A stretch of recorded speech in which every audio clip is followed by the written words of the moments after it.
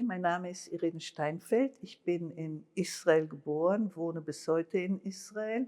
Ich bin in Jerusalem aufgewachsen. Meine Eltern sind aus Deutschland geflüchtet, noch in den 30er Jahren. Ich bin also in Jerusalem aufgewachsen und als ich mein Studium beendet habe, hatte ich Arbeit gefunden in einem Regierungsbüro.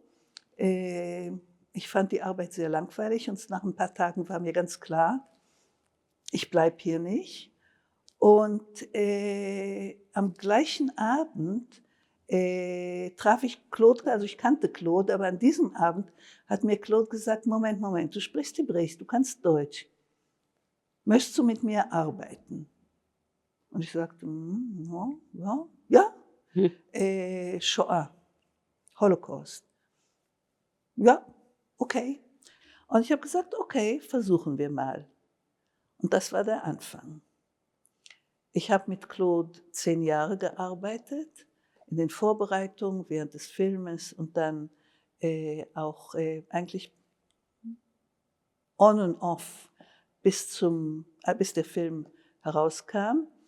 Versuchte dann eine andere Karriere zu machen. Ich hatte irgendwie das Gefühl, ich kann nicht mehr mit dem Holocaust. Und ein paar Jahre später kam ich wieder zurück. Ich konnte nicht ohne. Es ist das schwarze Loch, das einen verschluckt. Mein Name ist Corinna Kuhlmers. Ich bin in Deutschland aufgewachsen. Mein Vater war Grieche, meine Mutter war Deutsche. Habe dann in Frankreich, in Israel, in Italien, wieder in Frankreich gelebt. Habe eine teils akademische, teils schriftstellerische Karriere gemacht. Ich habe Claude, genau wie Irene, gerade am Ende meines Studiums bin ich ihm begegnet und habe 10 Jahre mit ihm von Anfang bis zu Ende an dem Film Shoah gearbeitet. Und ja, das war sozusagen die Lehrzeit meines Lebens. Und das war so, dass ich hatte gerade Pourquoi Israel gesehen. Und das war das erste Mal, dass ich etwas gesehen habe über Israel, wo ich mir gesagt habe, da zeigt er das Israel, das ich liebe. Und ich bin also auf ihn zugegangen und habe ihn auf Hebräisch angesprochen, was er nicht sprach. Und dann hat er mich sofort, mein Französisch korrigiert, das damals noch keineswegs perfekt war. Und na gut, und 2 Tage später stand er vor der Tür und sagte zu mir, ich soll einen Film über den Holocaust machen. Und der Film, il doit être à la hauteur de l'événement, auf der Höhe des Ereignisses. Est-ce que tu comprends? Da habe ich gesagt, ja. Übrigens, ich denke jetzt dran, wir beide Ja, sind zu diesem Projekt aus reinem Zufall gekommen. beide, ja.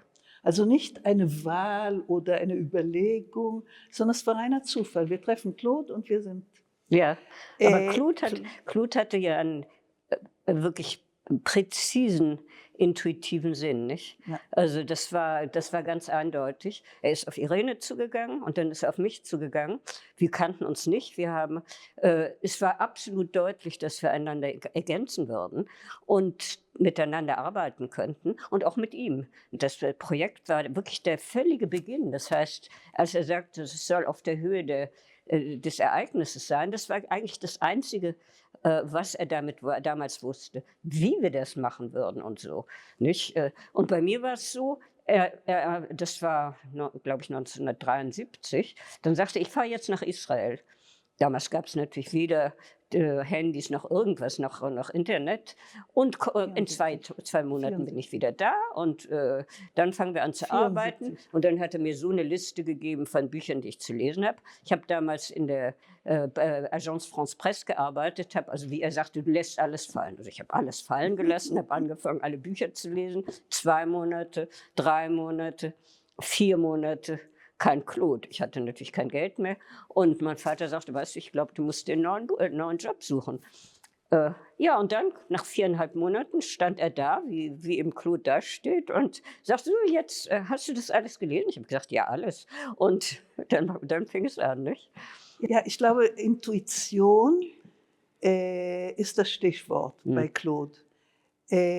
Das Projekt wurde nicht richtig geplant, was wir unter Planung. Also wenn ich ein Projekt habe, dann habe ich erst die Ziele, was möchte ich, wie mache ich es, Hm. ein über die Zeit, wie lange dauert es, was brauche ich dafür. Nein, Claude fing an. Was ich erlebte, also Claude war in Israel und es war ganz am Anfang. Er hatte Leute getroffen, mit denen er gesprochen hat. Ich bin dann dazugekommen, aber eigentlich saßen wir da und lernten über den Holocaust. Mhm. Ich glaube, Claude wusste sehr, sehr wenig. Ja. Ich wusste kaum etwas. Wir saßen mit Professor Yehuda Bauer, wir saßen mit Professor Israel Gutmann, damals noch nicht Professor, aber mit den verschiedenen Leuten, mit Yitzhak Arad, dem Leiter von Yad Vashem. Yad Vashem hat Claude ein Zimmer gegeben, hat einen, der eigentlich die pädagogische Abteilung leitete, Shalmi Barmor, der sollte sein Kontakt sein, der ihm hilft. Und das war sehr typisch für Yad Vashem damals. Heute ist es was ganz anderes. Damals in Yad Vashem war eine kleine, arme Institution, in der hauptsächlich Holocaust-Überlebende arbeiten. Und jeder dieser Kollegen hatte zwei Rollen eigentlich. Die eine war seine offizielle Stellung, also Leiter der Bibliothek, Leiter vom Archiv, Historiker, und die zweite Rolle war der Experte für den Ort, von dem er kam. Also wenn man etwas über Grodno und Bialystok wollte, ging man ins Archiv, nicht um Dokumente zu suchen, sondern um mit Bronka Klewanski zu sprechen. Sie stammte aus Bialystok und aus Grodno. Und so ging es. Und ich weiß noch, wir saßen in Yad Vashem und lasen zusammen das Buch von Raoul Hilberg. Ja, genau. Und es wurden Namen gesammelt, also da wurden Namen erwähnt, die Namen kamen auf eine Liste. Raoul Hilberg natürlich hauptsächlich die Täterseite. In den Interviews in Israel natürlicherweise, haben wir hauptsächlich natürlich die Überlebende, auch manche von denen, die, sagen wir, in Amerika oder in der Schweiz saßen, aber Überlebende. Und die sammelten wir so von einem zum anderen, entweder durch existierende Listen und Zeugenaussagen, aber hauptsächlich indem, dass man, Claude wollte jemand aus dem Shauli-Ghetto, dann stellt man die Frage, Arad, Dr. Yitzhak Arad ist ja aus Litauen, wen empfehlen Sie jetzt, den wir treffen? Und so weiter. Und das ging eigentlich die ganze Arbeit so, nicht? Also die Jahre nachher, man wurde immer, der hat vielleicht was oder da kann man was finden und so, nicht? Und gut, wir haben auch systematisch gearbeitet, natürlich nachher wir haben dann die ganzen, die Prozessakten von vorn bis hinten in Bonn durchgelesen, nicht? Das war dann ein späteres. Aber das war, nachdem wir die ganzen Listen schon hatten, nicht? In Israel habe ich Interviews gemacht mit Claude, wo ich übersetzte. Claude spricht kein Hebräisch. Ich musste ihn auch manchmal nicht nur die Sprache übersetzen, sondern auch die Codes. Ja, also Claude, der Franzose, der Intellektuelle, kommt und interviewt jetzt jemanden und die Leute haben überhaupt nicht verstanden, was er jetzt von ihnen will. Ja? Da kommt er aus Frankreich und dann sagen sie mir, ist er Jude? Wo war er im Holocaust? Also erstmal, und ich musste das dann erklären. Und Claude, der dann Unterhaltungen hörte, war dann manchmal so ein bisschen ärgerlich, weil ich mich mit den Leuten, was sagst du ihnen? Aber das musste man sagen. Und manchmal musste ich auch also es überlegen. Aber wie gesagt, Claude mit seiner Intuition hat es immer geschafft. Er brauchte mich eigentlich nicht. Er brauchte mich nur für die Übersetzung. Wir haben Interviews, dann habe ich auch Interviews alleine gemacht. Aber das war später, war das zu Anfang? War das, bevor du nach Israel, nach Frankreich kamst? Bevor ich nach Frankreich gekommen bin, ja. Ich war noch eine lange Zeit und dann bin ich nach Frankreich gekommen und dann in deiner Wohnung, das war unser Büro, Ach haben ja, wir wir saßen zu dritt in einem Büro. Das zu Anfang war es meine Wohnung und dann war es Place Vendôme. jede mit ihrer Jede mit Schreibmaschine. ihrer Schreibmaschine und dazwischen haben wir miteinander geredet. Irene und ich waren im Allgemeinen 2 Stunden, also ich war auch nur hin da und Irene kam 2 Stunden vor Claude. Und Claude kam so gegen Mittag, der hatte zuerst mal was kein Frühaufsteher und zweitens man musste noch viele andere Dinge machen. Also er kam im Allgemeinen nicht sehr früh. Und ja, und dann fing es an und dann ging es weiter. Und es war eine Arbeit ohne Wochenende und ohne Ferien und so, nicht? Das gab es nicht, sondern es wurde immer gearbeitet. Und dieses Thema will auch, dass man da total hineinsteigt. Nicht? Wenn man das nicht tut, bringt man die Leute nicht zum Sprechen. Wir waren wirklich auch, ja, wir haben da drin gelebt, nicht? Würde ich sagen, in dieser Ja. gesamten Zeit. Nachdem wir das entdeckt hatten und ja, und dann tauchte man ein und immer tiefer und ja, und dann waren wir da irgendwie drin. Das Dann haben erste wir Büro, angefangen, genau. systematisch zu Ja, arbeiten. Also wir haben diese und diese Person, zum Beispiel jemand, ich benutze wieder das Beispiel vom Chavli-Ghetto.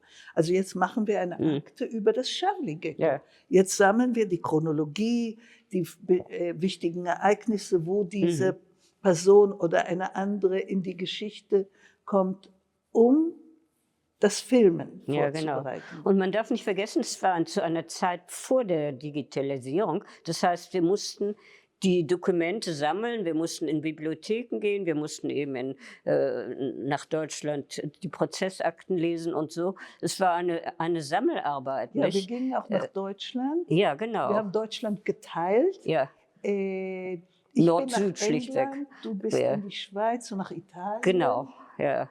Ja, Das muss man ja auch sagen.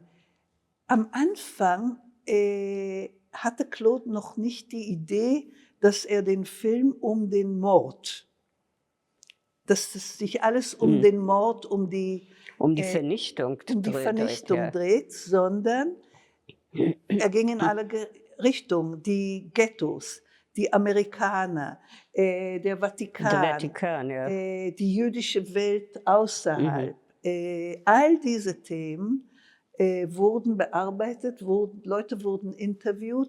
Es kam eigentlich nur beim Drehen nachher. Natürlich. Und auch einiges war einfach Zufall. Nicht? Also ich habe in der Zwischenzeit gelesen, dass wir also sozusagen exprès hätten wir ausgelassen, die Einsatzgruppen, keine Spur. Wir haben sie ausgelassen, weil wir kein Visum bekamen in die Sowjetunion. Nicht? Und damit fiel ein Riesenthema. Und es war für uns natürlich, wir wussten genau, wie wichtig das war also ich meine, das war der erste Schritt der Vernichtung. Nicht? Also es war nicht, aber wir konnten es leider nicht machen. Nicht? Und wenn ich heute höre, wie Leute denn erklären, dass also er hatte vor, sich ganz zu konzentrieren auf die Lager, keine Spur. Das kam während der Montage, also ganz zum Schluss. Das war die Klarheit von dem, es war nicht aufgebaut, sondern es wurde, also auch da die Intuition. Er wusste, womit er anfängt und womit er endet. Ja. Das wusste er sehr schnell, nicht? Srebnik und Antek. Ja Gott, das kam durch sozusagen die Puzzlearbeit. Dann kam das und dann kam das. Und das hat sich dann allmählich zusammengefügt. Nicht, das war nicht, also ich gehe jetzt von da nach da und über nein, sondern kein Skript. Insofern hat er völlig recht, wenn er sagt, es ist kein Dokumentarfilm, es ist ein Kunstwerk. Und er beansprucht das, aber ich glaube zu Recht, weil Kunst ohne Intuition gibt es nicht. Und er hatte diese Intuition. Und so hat er gearbeitet. Das heißt nicht, was ja auch bei der Kunst ist, dass das Wissen nicht dahinter ist. Das heißt nicht, dass die Dokumentation nicht dahinter ist. Aber das, was die Form gibt, ist nicht wie bei einem Wissenschaftler, der was aufbaut. Also ich weiß es genau, weil ich mache sozusagen beides. Nicht? Wenn ich einen wissenschaftlichen Text mache, dann weiß ich, was die Einleitung, der Schluss. Wenn ich ein Gedicht schreibe, natürlich nicht, sonst wird es kein Gedicht.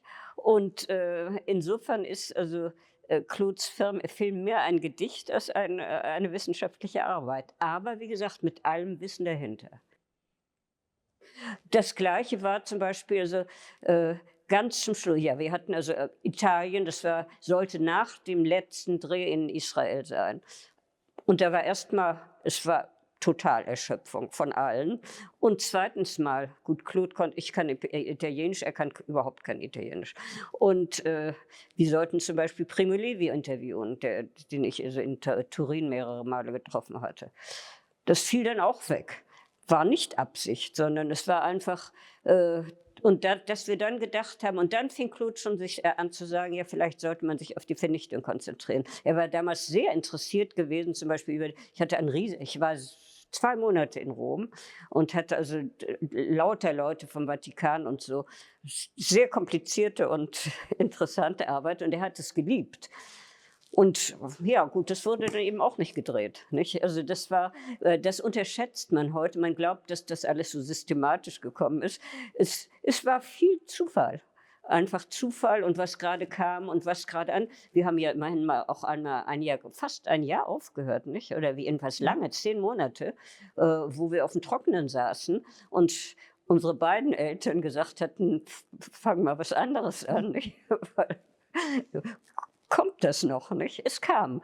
Aber wie gesagt, das war alles, weil wir glaubten wirklich dran, nicht? Sowohl Irene als auch ich. Wir haben das ausgehalten und gesagt, okay, also im Augenblick ist kein Geld und ist kein nichts, aber es wird wiederkommen. Also das war zu einer Zeit, wo wir an das Projekt schon geglaubt haben. Aber wir waren 24 oder so, 22. Eben, es gab keine Momente, wo ich mir sagte, es wird nichts aus dem Projekt. Es gab vielleicht Momente, wo ich mir sagte, vielleicht schafft es nicht finanziell. Ja, weil ein Film drehen, das kostet, und je mehr man zum Drehen kommt, je teurer wird das. Aber nie. Und die ganze Arbeit, die schon gemacht wurde. Und wieder, es sind die Ende der 70er, Anfang der 80er Jahre. Es gab damals viel weniger. Es gab nicht diese ganzen Sammlungen über Holocaust von Zeugen. Es gab wenig Sammlungen, wenig. Und also wir hatten das Gefühl, wir haben hier eine große Arbeit gemacht. Ja. Und wir haben eine Aufgabe. Und ich habe die Überlebenden in Israel, denen ich versprochen habe, es gibt einen Film, ja. Und deswegen gab es überhaupt keinen Moment, wo ich Zweifel hatte an dem Projekt, nur manchmal eben etwas Sorge, wird das schaffen oder nicht. Und ich glaube, es war auch damals sozusagen die Unbedenklichkeit dieser Zeit. Es ist wichtig, also es wird gelingen. Also mit dem jugendlichen Übermut sozusagen, nicht? Also vielleicht dauert's, aber es wird auf jeden Fall gelingen, und von der Wichtigkeit und auch von der Wichtigkeit unserer Aufgabe. Denn wir wussten, es ist der letzte Moment. Das war uns klar, nicht? Wo man noch lebende Zeugen finden kann. Und na gut, du hast später auch noch... Der letzte Moment, heute sagt man immer noch, es ist der letzte Moment. Aber gut, also es war... Ja, ich habe es als letzten Moment empfunden. Nein, ich nicht. Gut, da warst du auch, du bist Israeli, das ist anders. Ich habe gedacht, also wir müssen das jetzt machen, sonst gehen diese wichtigsten Dinge verloren. Und gut, das ist interessant. Das ist wirklich interessant, weil... Nein, die Älteren, aber man muss auch daran denken, dass die meisten, die den Holocaust überlebt haben, also die Ghettos und die Lager, waren jüngere Leute. Ja. Also es gab sehr wenig alte Leute, die überleben konnten. Und deswegen die Leute, die wir interviewt haben, also die dann am Ende in den Film kamen, waren relativ jung zu dieser Zeit. Also sie waren 40, 50, ja, genau. 60, Ja. Nicht älter. Ich bin sicher, mit meinem Wissen heute hätte ich die Interviews ganz anders geführt, hätte ich Fragen stellen können. Wir haben auch Sachen verpasst. Ja? Natürlich. In den Interviews bestimmt, wenn ich heute diese Tonbänder mir anhören werde ich sagen, aber es fehlt der ganze Teil von. Aber niemals war die Absicht, ein definitives Interview zu machen mit dem, was wir machten. Insofern, auch bei den Überlebenden nicht.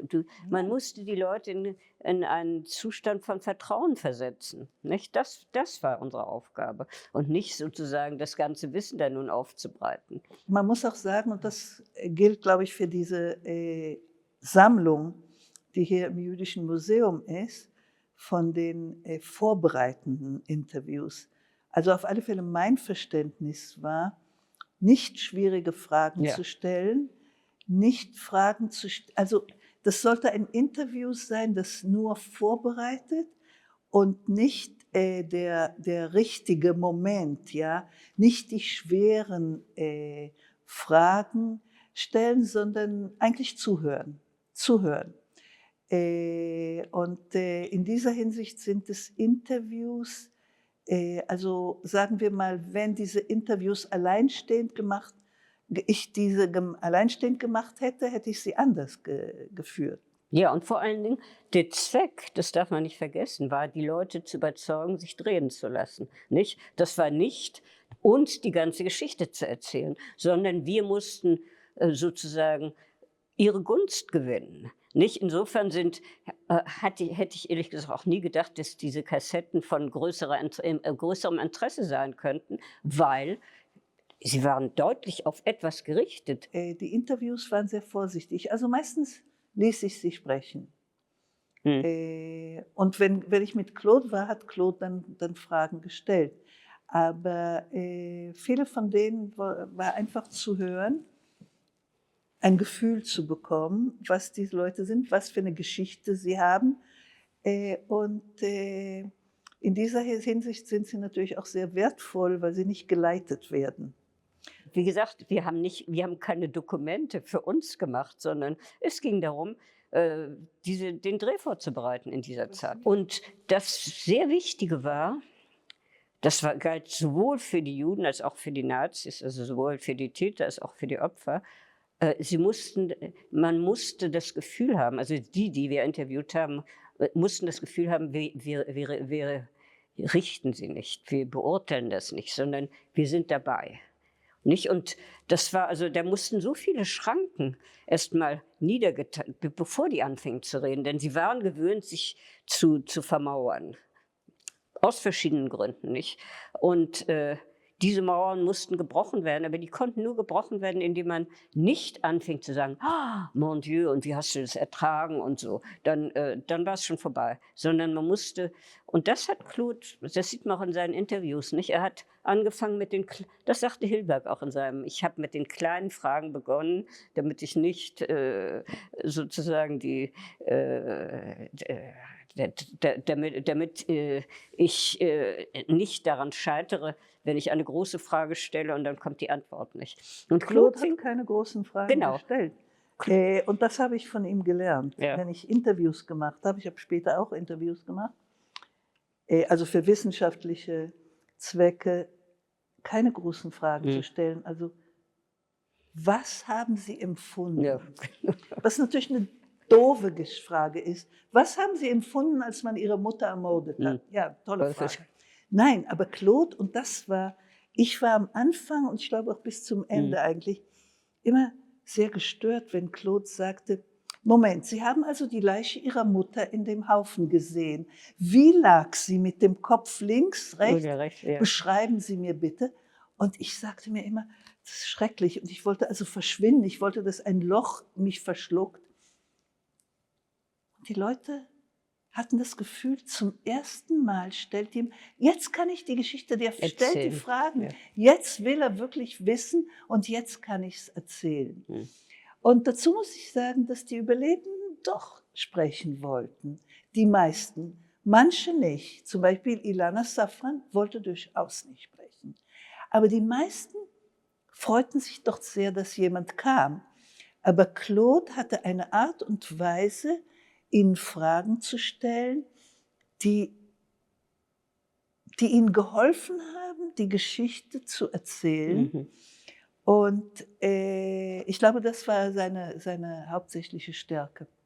Ich habe Ilana Safran erwähnt. Ja, Ilana Safran, das Interview war wirklich nur ein Skelett. Ja, sie erzählt, wir waren, wir gingen, wir kamen, Sie wollte nicht. Und dann hat ihr Claude die Frage gestellt, sie waren in Holland, sie wurden nach Sobibor deportiert und sind dann mit der Revolte ausgebrochen und waren bei den Partisanen. Welches war die schlimmste Zeit? Und Ilana Safran, ohne sich zu überlegen, sagte, bei den Partisanen. Boah. Das ist eine Antwort, die man nicht erwartet. Aber wenn man sich das überlegt, ist es vollkommen klar, ja, wieso gerade bei den Partisanen es die schlimmste Zeit war. Und ich glaube, mir wäre nie in den Sinn gekommen, so eine Frage zu stellen. Das war Claude. Das war seine Intuition. Seine Intuition und das war unglaublich. Und das hat er uns beigebracht, auch diese Art von Bescheidenheit, sich zu sagen, also jetzt, wir sind eben nicht die großen Frager und Interviewer und so, sondern es ging darum, mitzuleben. Nicht? Und mitleben fängt mit ganz kleinen Dingen an. Ach so, du bist da angekommen und wie weit bist du gelaufen? Und ging es dann links oder rechts? Und was hast du noch gesehen? Und all solche Sachen. Er fing nicht an zu sagen, was hast du empfunden oder was. Nein, nie. Und das hat er uns beigebracht. Und dann, ich meine, das haben wir ja auch bei den Tätern, bei den Deutschen dann gesehen. Wenn man erstmal so einen Schlüssel aufgemacht hat, dann fließt es, nicht? Muss man sehen bei Suchomel. Aber es gab ja mehrere, ja, nicht? Suchomel, ja, aber bei den anderen? Bei den anderen, ja, oder ja, wenn sie nicht die meisten haben uns rausgeschmissen. Ich meine, man muss ja davon ausgehen, nicht, dass wie wenige das geblieben ist. Im Allgemeinen ist man schlichtweg gefeuert worden, bevor man noch ich saß in vielen Wohnzimmern, bekam Tee und Kuchen von einer netten Oma und ihrem lieben Opa. Und die da saßen, liebe, nette Leute, und hatten nichts Täter, gesehen. Und, die mir Geschichten erzählten. Und das Schlimme war, sie war nicht auf dem Niveau überhaupt von. Also nie fiel der Satz, es ist ja schrecklich. Es war nur, ich wusste nicht, ich sah nicht, ich habe nicht. Und das, Unterhaltungen, die 1 Stunde, 2 Stunden dauerten, wie sehr sie nach dem Krieg gelitten haben. Oh, da gab es lange Geschichten. Und nee, der Satz, es ist ja schrecklich, was die anderen. Okay, nehmen wir an, sie haben nichts gesehen. Ja. Aber was die anderen, es ist ja schrecklich. Der Holocaust, nichts, das war das Schreckliche. Ja, das war für mich. Und ich habe mich abwechselnd als Deutsche, als Israeli, als Amerikanerin, ich habe alles versucht. Ja, ich will verstehen, bitte erzählen Sie mir. Ich weiß, die Geschichte ist nicht so, wie man sie uns erzählt. Also ich habe da gelogen und es kam nichts raus. Was auch immer, es kamen immer dieselben Sätze. Und ja, ich glaube, diese ganze Generation war so korrupt, moralisch gesehen, so korrupt, es gab kein Zurück.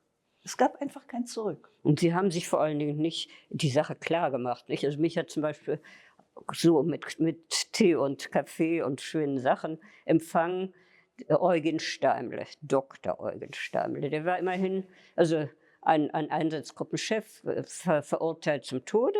Dann vom Clemency Board ist er nach ein paar Jahren und nach 8 Jahren schon kam er heraus, wurde immerhin Geschichtslehrer. Nicht? Und dieser Geschichtslehrer hat mich also empfangen in seinem Wohnzimmer. Und dann fing er an, von Partisanenbekämpfung zu reden.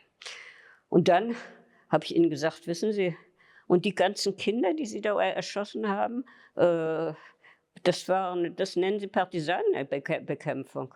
Daraufhin guckte er mich wirklich von seiner Höhe, seiner Erkenntnis an und sagte, wissen Sie, Sie sind jung, aber Sie können sich nicht vorstellen, was ein Kind der deutschen Armee alles antun konnte.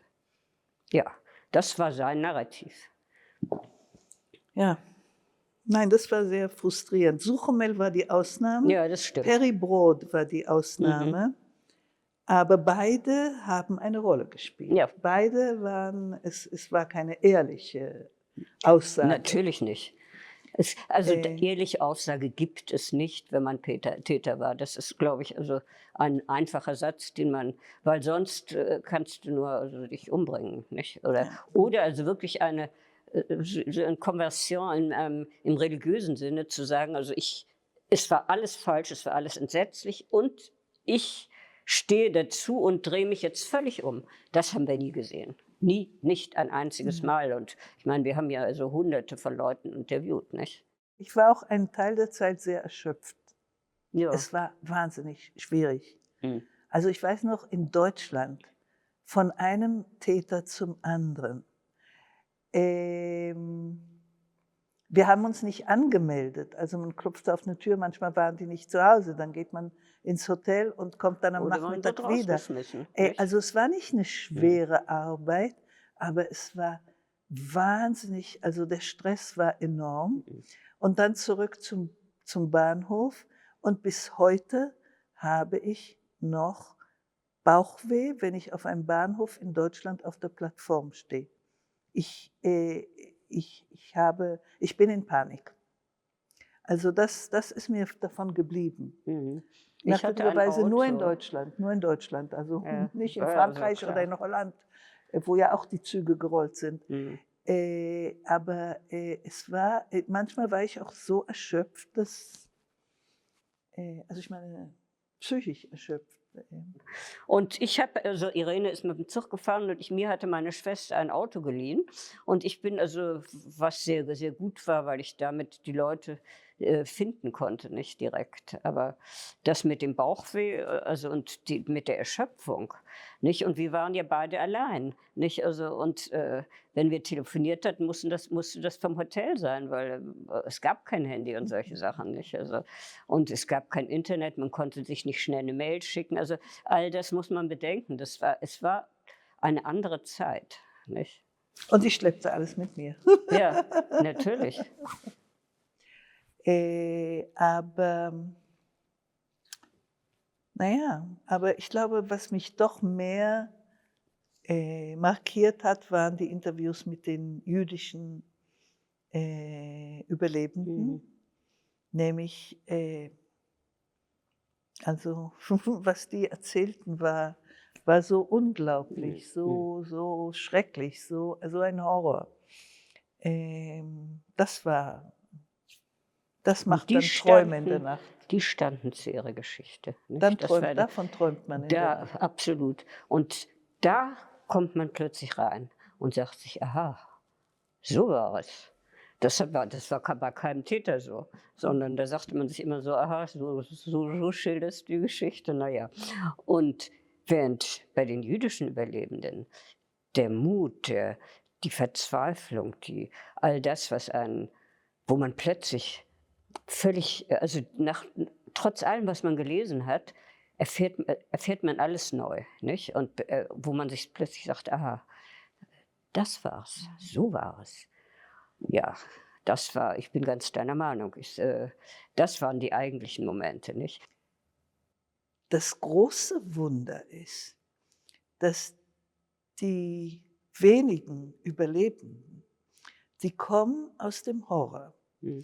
Sie haben dem absoluten, ultimativen Bösen ins Auge geschaut und sie werden Menschen, die hochmoralisch sind, die Ja. konstruktiv sind, die sich nicht die nicht an Rache denken, Mhm. sondern ein neues Leben aufbauen. Es waren zwar Versuche nach dem Krieg von Rache, aber das waren kleine Versuche, die sehr schnell verschwunden sind, ja? Sie haben positiv gehandelt und sie haben ein neues Leben aufgebaut. Sie sind nicht die Täter haben es nicht geschafft, sie zu korrumpieren. Mhm. Also, sie sind nicht moralisch korrupt geworden, was man ja annehmen könnte, ja? Jemand, der nicht in die Schule ging, weil er im Ghetto war, weil er im Lager war, der, alles verloren hatte, hätte man doch annehmen können, das werden Leute, die überhaupt ethisch total kaputt sind. Mhm. Aber nein. Und sie leben nicht sozusagen aus dieser Opferperspektive, sondern sie leben aus der Perspektive dessen, was sie aufbauen, nicht? Und das ist Das das ist, große Wunder. dieser Was Zeit. mir heute leid tut, ist, dass ich kein Tagebuch geführt Ja, habe. ja. Aber ich war damals jung, unerfahren, habe überhaupt nicht verstanden, an welchem Projekt ich es ist ein Privileg, an diesem Projekt teilgenommen zu haben. Ich war mir der Sache nicht bewusst.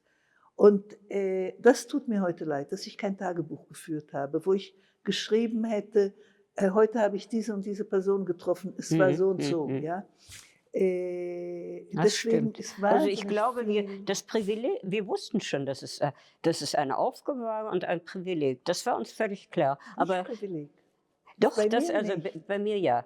Weil es war deutlich, dass es für mich, dass ich mir sagte, mein Gott, das, das höre ich und also ich habe es als Privileg empfunden, aber also auch, wie gesagt, jung und unerfahren. Ich dachte auch, daran erinnere mich ewig. Wäre mir überhaupt nicht in die Idee gekommen, dass 50 Jahre wie jetzt später, dass ich die Namen nicht mehr erinnere, dass ich die Gesichter nicht mehr erinnere, dass ich die Geschichten nicht mehr erinnere, sondern für mich hatte sich das eingegraben für immer. Es hat sich auch was eingegraben.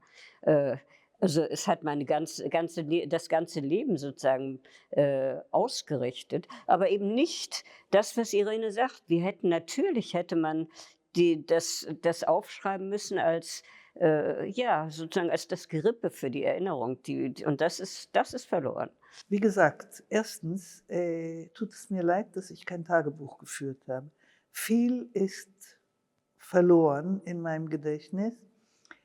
Äh, Es war eine Zeit, die für mich formierend war. Ich war mir der Sache nicht bewusst. Aber wenn ich zurückblicke, das ist der Unterschied, wenn man zurückblickt auf etwas, es hat mein ganzes berufliches Leben geformt. Und das Thema, mit dem ich mich also Jahrzehnte beschäftigt habe, das hat alles dort angefangen. Und ich glaube, ich hatte wirklich in dieser Beziehung, fühle ich mich sehr privilegiert, nämlich ich hatte einen, wenn ich so ganz kalt sage, einen Einstieg in das Thema, der nicht besser sein. Also wenn ich Geschichte in der Universität studiert hätte und dann, sagen wir, mit Holocaust, mich auf Holocaust beschlossen hätte, das wäre ganz anders. Hier habe ich es äh, durch die Erfahrung gelernt, durch das Treffen mit den Leuten, durch das Treffen mit den verschiedenen Perspektiven, mit den Tätern, mit den Überlebenden und sehr viel mit den Toten. Und in dieser Hinsicht, glaube ich, war es eine Zeit, die einmalig war, wirklich einmalig war. Und ich glaube, bis heute finde ich es etwas schwer zu glauben, dass ich war dort. Ich war dort und ich habe dies gehört und ich habe diese Leute getroffen. Ich war dort und ich habe an diesem Film meine kleine, bescheidene Arbeit geleistet. Also das ist genau das, was ich sagen wollte mit dem Privileg. Und wie gesagt, das zu empfinden, hier begegne ich etwas. Und also ich hatte die Vorstellung von, ja, es ist der letzte Moment, wo wir wirklich so großes Bildfeld haben von dem, was geschehen ist. Und ich hatte auch das Gefühl, das hat unser ganzes Jahrhundert bestimmt und nicht nur das Jahrhundert, sondern da ist etwas geschehen, was ein Bruchpunkt ist in der Geschichte. Und das glaube ich auch heute noch. Was da geschehen ist, ist nicht etwas, was also sozusagen die endgültige Aussage vom Antisemitismus und so. Nein, es ist etwas geschehen, dass man, insofern war es richtig, dass man nicht wirklich nur mit dem Wort Shoah beschreiben kann. Ja, und in seiner Weise ist dieser Film das tatsächlich geworden, nicht? Und bringt das wieder. Und die Tatsache, daran gearbeitet zu haben, wie gesagt, jeder hatte seine Art und Weise, daran beizutragen. Aber wir sind beide mit Claude bis zum Ende befreundet geblieben. Nicht? Ich habe ihn noch 2 Tage vor seinem Tod gesehen. Das war ja, das gehört einfach als Grundposition zu unserem Leben. Irene hat daraus ihr ganzes professionelles Leben gemacht. Ich habe zwar ganz andere Dinge gemacht, aber das war immer das war der Grund. Und das war meine Ausrichtung. Und wenn ich über die Kabbalah gearbeitet habe, war das immer in meinem Kopf. Nicht? Das war ungeheuer wichtig. Und ja, insofern habe ich eine gewaltige Dankbarkeit, dass wir als so junge Leute damit dem begegnet sind.